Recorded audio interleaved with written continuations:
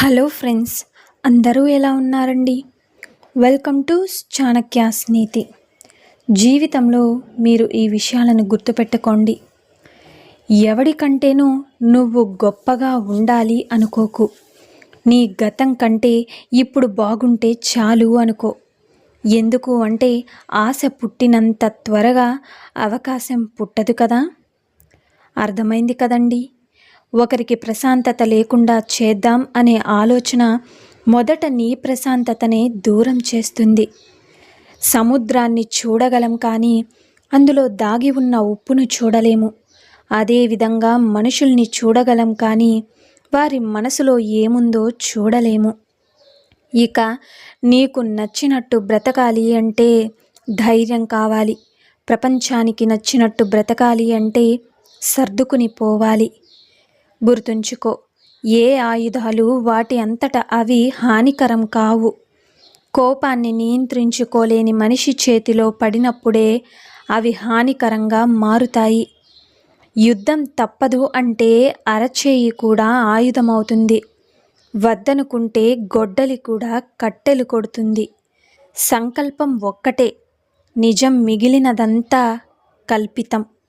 అలాగే మనకున్న సమస్యలకు రెండు కారణాలు: ఒకటి మరిచిపోవలసినవి గుర్తుంచుకోవడం, రెండు గుర్తుంచుకోవలసినవి మరిచిపోవడం. అర్థమైంది కదండి. అసూయపడే వారితో నీ అభివృద్ధి గురించి చెప్పుకోవడం, ఆశపడే వారితో నీ ఆలోచనలు పంచుకోవడం మూర్ఖత్వం అవుతుంది. గుర్తుపెట్టుకోండి, నీ గురించి నువ్వు ఎక్కువగా చెప్పుకోవద్దు. ఇతరులు చెప్పుకునే విధంగా ప్రవర్తించు.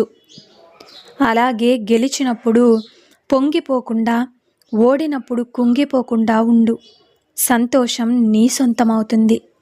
ఓడిపోతామేమో అన్న భయం గెలుపును దక్కనివ్వకుండా చేస్తుంది. అలాగే నవ్వుతున్నప్పుడు నీళ్లు త్రాగడం ఎంత కష్టమో, మనసుకు బాధ కలిగినప్పుడు కన్నీళ్లు ఆపడం కూడా అంతే కష్టం. అర్థమైంది కదండి. దురాశపరుడైన వ్యక్తిని ధనంతోనూ, మొండి ఘటాలను అభినందనతోనూ, అవివేకిని ఆశయంతోనూ, పండితుడిని నిజంతోనూ జయించవచ్చు. మన మాటల్లో ఇష్టాన్ని, మన కళ్ళల్లో కష్టాన్ని తెలుసుకున్న వాళ్ళు మన నిజమైన ఆత్మీయులవుతారు. గుర్తుంచుకోండి, బంధం ఏదైనా సరే బాధ పెంచుకునేలా ఉండాలి, కానీ బాధ పెట్టేలా ఉండకూడదు. బాధ పంచుకుంటేనే అది బంధమవుతుందని గుర్తుపెట్టుకోండి. కాబట్టి కష్టాన్ని సులువుగా తీసుకుంటే నీవే ఒక సందేశం, నీవే ఒక ఆదర్శం అవ్వవచ్చు. ప్రతి మనిషికి తన జీవితం తనకు చాలా ముఖ్యం. ఒక్క మనిషిపై పంతానికి పోయి పతనాన్ని తెచ్చుకోకూడదు. స్వశక్తిపై ఆధారపడిన వ్యక్తి ఎప్పుడూ సంతోషంగా ఉంటాడు. ఇతరులపై ఆధారపడిన వ్యక్తి ఎప్పుడూ నిరాశకు గురవుతుంటాడు. నీవు పనికిమాలిన బంధాలను, బంధుత్వాలను ఎప్పుడు వదిలేస్తావో అప్పుడు మనశ్శాంతిని పొందుతావు. గుర్తుంచుకో, ఏదైనా పని మొదలు పెడితే మధ్యలో ఆపవద్దు. ఫలితం గురించి ఆలోచించకుండా పని పూర్తి చేయడమే మనిషి యొక్క పని.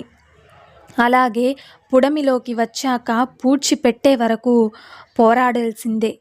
వేరే మార్గం అంటూ ఏదీ లేదు.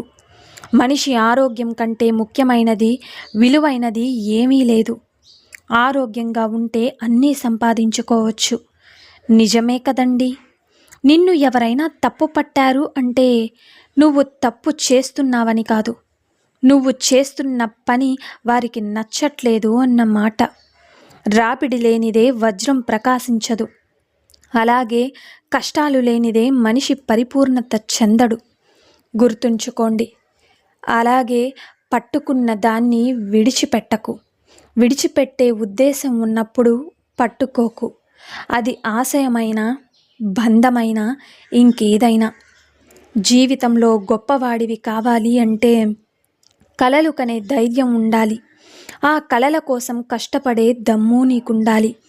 ఎప్పుడు కింద పడిపోవడం గొప్ప కాదు, పడినప్పుడల్లా మళ్ళీ పైకి లేవడమే గొప్ప.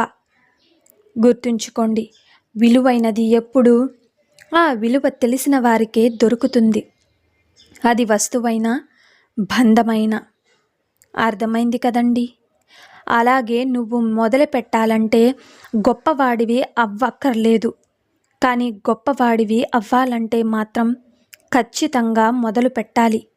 కోరికలు లేని జీవితాన్ని నువ్వు కోరుకుంటే చింతలేని జీవితం నీ సొంతమవుతుంది. అలాగే జీవితంలో ఉన్నత స్థాయికి ఎదిగే వరకు చెవులను మూసుకో, ఎదిగిన తర్వాత నోటిని మూసుకో. ఇక కోపం తెచ్చుకునే హక్కు ఎవ్వరికైనా ఉండవచ్చు, కానీ ఆ కోపంతో క్రూరంగా ప్రవర్తించే హక్కు మాత్రం ఎవ్వరికీ లేదు. అర్థమైంది కదండి. అబద్ధం అప్పు వంటిది. అవసరానికి ఒకసారి అబద్ధం ఆడితే ఇంకా దానికి వడ్డీ కట్టినట్లు మరికొన్ని అబద్ధాలు ఆడక తప్పదు కదా. నిజమే కదండి. జీవితంలో అబద్ధాలు చెప్పేవారిని క్షమించు, కానీ అబద్ధం చెప్పి ఇదే నిజం అని నమ్మించేవారిని జీవితంలో అస్సలు క్షమించకు. నువ్వు నమ్మిన వాళ్ళే మోసం చేస్తే కుమిలిపోకు. గుడ్డిగా నమ్మడం నీ తప్పని సరిపెట్టుకో. కానీ ఒక్కటి గుర్తుపెట్టుకో, దేవుడనేవాడు ఒకడున్నాడు. లెక్క మొత్తం సరిచేస్తాడు. ఒక్క క్షణం సహనం కొండంత ప్రమాదాన్ని దూరం చేస్తే, ఒక్క క్షణం అసహనం మొత్తం జీవితాన్ని నాశనం చేస్తుంది. నీ వెనుక ఏముంది, ముందేముంది అనేది నీకనవసరం. నీలో ఏముంది అనేదే ముఖ్యం. ఏ పరిస్థితులలో ఉన్నా నీ కర్తవ్యం నీకు గుర్తుంటే జరగవలసిన పనులు అవే జరుగుతాయి. రోజుకు ఒక్కసారైనా మీతో మీరు మాట్లాడుకోండి. లేకపోతే ఒక అద్భుతమైన వ్యక్తితో మాట్లాడే అవకాశాన్ని కోల్పోతారు. ఉత్సాహంతో శ్రమించండి, అలసటను ఆనందంగా అనుభవించండి. ఇది విజయాన్ని కాంక్షించే జయం అవుతుంది.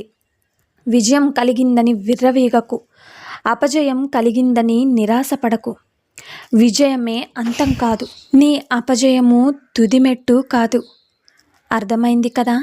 మిమ్మల్ని బలవంతులుగా చేసే ప్రతి ఆశయాన్ని స్వీకరించండి. బలహీనపరిచే ప్రతి ఆలోచనలను తిరస్కరించండి. తనను తాను చిన్నబుచ్చుకోవడం అన్ని ఇతర బలహీనతల కంటే పెద్ద బలహీనత. తనను తాను ద్వేషించుకోవడం మొదలుపెట్టిన వ్యక్తికి పతనం అనేది తప్పదు. ప్రతి ఆనందం తరువాత దుఃఖం వస్తుంది. వాటి మధ్య అంతరం ఎక్కువ లేదంటే తక్కువ ఉండవచ్చు. వ్యక్తి ఎంత ఉన్నతుడైనా అంత వేగంగా సుఖదుఖాలు ఒకదాన్ని మరొకటి ఛేదిస్తాడు. జీవితంలో ధనం కోల్పోతే కొంత కోల్పోయినట్టు, కానీ వ్యక్తిత్వం కోల్పోతే సర్వస్వం కోల్పోయినట్టే. ఇక లక్ష్యంపై ఉన్నంత శ్రద్ధ శక్తుల్ని లక్ష్య సాధనలో సైతం చూపించాలి. విజయ రహస్యం అంటే ఇదే. అర్థమైంది కదండి. సో చూశారు కదండి ఇవాల్టి వీడియో. ఈ వీడియో మీకు నచ్చిందని అనుకుంటున్నాను. నచ్చితే చిన్న లైక్ చేయండి. అలాగే మన ఛానల్ని ఎవరైనా స్టార్టింగ్ చూస్తుంటే సబ్స్క్రైబ్ చేసుకోవడం మర్చిపోవద్దండి.